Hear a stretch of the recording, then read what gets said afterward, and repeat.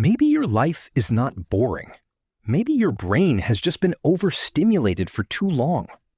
Think about it. You have food, you have warmth, you have music, movies, games, and an entire world in your pocket. By every measure, your ancestors would have called this paradise. And still, somewhere inside, there is this quiet, uncomfortable feeling that normal life isn't enough anymore. That the quiet moments feel flat. That doing one real thing, reading, working, sitting still, talking to someone without a screen, feels strangely heavy, almost painful. You are not broken. You are not lazy, and you are not ungrateful. Something happened to the way your mind measures pleasure. And once you see it, you can't unsee it. So let's look at it, slowly. Let's walk through an ordinary day. Not a dramatic one, just a normal one.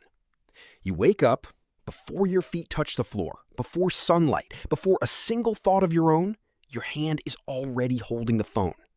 And the day begins not with silence, but with a flood. Notifications, messages, a video, a headline, a stranger's life, an argument you weren't part of, a joke, a tragedy, a product, all before you've even stood up. Then the day continues. You eat, but you also watch. You walk, but you also listen. You wait for the kettle, the elevator, the green light, and instantly, automatically, the phone is in your hand again. Not because you decided to, because the empty moment felt unbearable. And at night, exhausted, you lie down and do the same thing you did when you woke up. You scroll until your eyes close. Here is the strange part. You did 1,000 tiny, exciting things today, and yet you feel empty, restless, vaguely dissatisfied. And when you finally try to do something calm, read a page, sit with your thoughts, work without distraction, your mind revolts. It itches, it reaches, it begs for something brighter. That feeling has a name, and it is not boredom. Not really. To understand why normal life feels boring, you have to understand one quiet thing about the brain. Your brain does not measure pleasure in absolute numbers. It measures it in contrast. It compares whatever is happening now to what it has gotten used to. There is a kind of inner baseline, a level your mind treats as normal. Anything above that line feels good. Anything below it feels boring or even unpleasant. For most of human history, that baseline was low. A warm meal after a long day was a genuine reward. A conversation by the fire was entertainment. Rest after real effort felt like a gift. The bar was on the ground, so ordinary life regularly rose above it. Now look at what your brain gets used to today. In a single hour of scrolling, you can experience more intense stimulation than a person 200 years ago might have felt in a month. Hundreds of faces, dozens of songs, comedy, fear, beauty, outrage, novelty, delivered in seconds, one after another, with no waiting and no effort. Your brain adapts to that. It has to, so it quietly raises the baseline. And here is the trap. Once the baseline is that high, normal life, which used to sit comfortably above the line, now sits below it. The meal is still a good meal. The walk is still a good walk. The conversation is still real. Nothing about them got worse. You just moved the line. There is a second part to this, and it is even more important. It is not only how much stimulation you get, it is how easily you get it. For almost all of human history, reward came after effort. You walked to get somewhere. You worked to eat. You waited to find out. You earned the calm at the end of a hard day. Effort first, reward second. That order trained patience without anyone even noticing. Modern life quietly reversed that order. Now the reward usually comes first, before any effort at all. You feel bored for 2 seconds and entertainment is already there. You feel a small craving and food arrives at the door. You feel a flicker of curiosity and the answer is in your hand before the question fully forms. When reward comes before effort, something subtle breaks. Effort starts to feel unnatural. Think about what your brain is learning thousands of times a day. It learns pleasure is instant. Pleasure is free. Pleasure does not require waiting, working, or enduring anything. So when real life asks for the opposite, wait, focus, push through, stay, your brain treats that request as a kind of error, as friction it was trained to avoid. That is why opening a book can feel harder than climbing a hill. The hill at least promised a clear reward. The book asks you to give effort first, with the payoff far away and uncertain. The problem is not that you are weak. The problem is that you have been trained every single day to expect the reward before the work. Now, it would be easy to end here and say, it's your fault. Just put the phone down. But that would be a lie, because you are not fighting a fair fight. Think about who designed the things competing for your attention. The most talented engineers and designers in the world spend their careers on one question. How do we keep this person watching a little longer?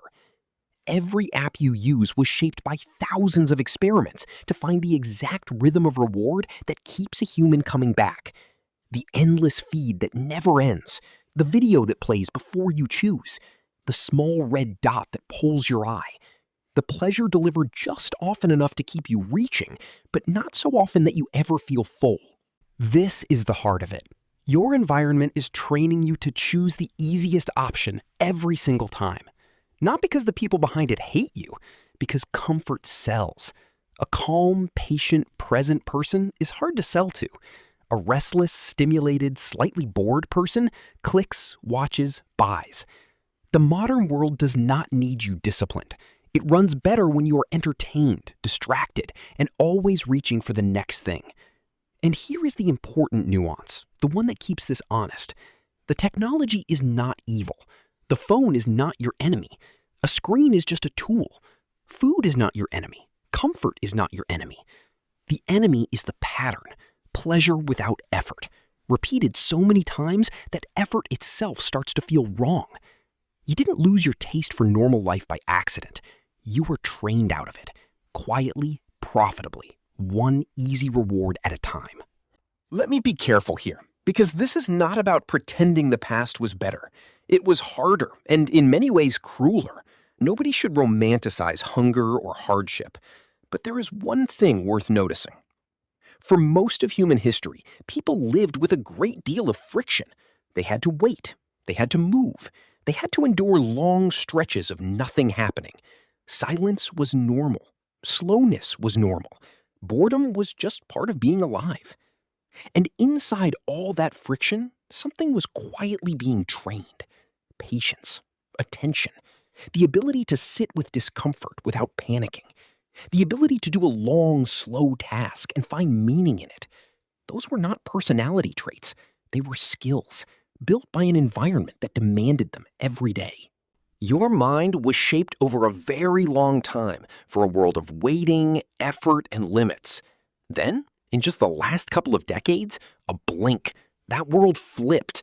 Endless stimulation, instant reward, no waiting, no silence, no required effort. So it is not strange that you feel restless. It would be strange if you didn't. You are running ancient software in an environment it was never designed for. The boredom you feel is not weakness. It is the sound of a mind built for friction, living in a world that removed all of it. Now, let's be honest about the price. Not to scare you, to make it clear. The first thing you lose is patience. When everything is instant, waiting becomes painful. A slow line, a loading screen, a quiet evening, they start to feel like small emergencies. You get irritated by things that used to be nothing. The second thing you lose is depth of attention. When your mind is used to a new image every 2 seconds, a single task for 30 minutes feels almost impossible. You start a book and check your phone on the first hard sentence. You begin real work and flinch toward distraction at the first sign of effort. The third thing you lose is the most painful. The calm, meaningful parts of life start to feel empty. Real rest, honest work, a slow morning, time with people you love, a quiet evening with nothing to prove. These used to be the best parts of being human. Now they can feel flat. Not because they got worse, but because your baseline got so high that gentle, real things no longer register. And this is the cruel twist of overstimulation. The more you chase intensity, the more ordinary life dulls. The brighter the screen, the grayer the room when you look up. So you reach for more stimulation to fix the emptiness, which raises the baseline again, which makes normal life feel even emptier. A loop that tightens every day. That is the real cost, not just wasted time, a slow loss of your ability to enjoy a normal, calm human life. So here is a simple reset. Not extreme, not all at once, just enough friction to start lowering the baseline. 1. Protect the first part of your morning. Don't let stimulation be the first thing your brain tastes each day. Give yourself even 30 minutes before the phone. Let your mind start the day slow instead of sprinting from the first second. The way you begin the morning sets the baseline for the whole day. 2. Create boredom windows on purpose. Eat one meal without a screen. Walk without audio. Stand in line and just stand there. Let the empty moments be empty. At first, it will feel uncomfortable. That discomfort is the training. You are teaching your mind that nothing happening is not an emergency. Here's the part I need you to actually hear. This is not permanent. You are not damaged. You did not lose the ability to enjoy life. Your baseline went up because of what you repeatedly exposed your mind to, which means it can come back down the same way, through what you repeatedly expose it to. The brain that adapted toward noise can adapt back toward calm. Self-control is not gone. It is just undertrained. Patience is not destroyed. It is just out of practice. And practice is something you can start today in small, almost boring ways. You don't need to throw away your phone. You don't need to move to a mountain. You don't need to punish yourself or chase some extreme version of discipline. That's not strength. That's just another overstimulating story. What you need is the opposite. You need to deliberately, gently, put a little friction back into your day to let your mind feel normal again, so that normal can start to feel good again. 3. Do one slow, real thing every day.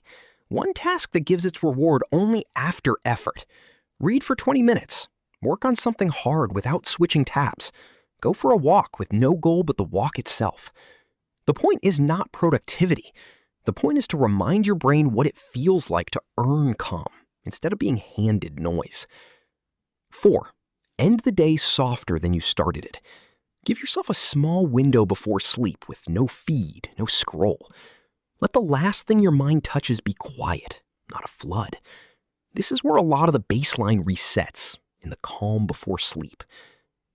That's it. No extremes, no suffering for the sake of suffering, just small, repeated friction.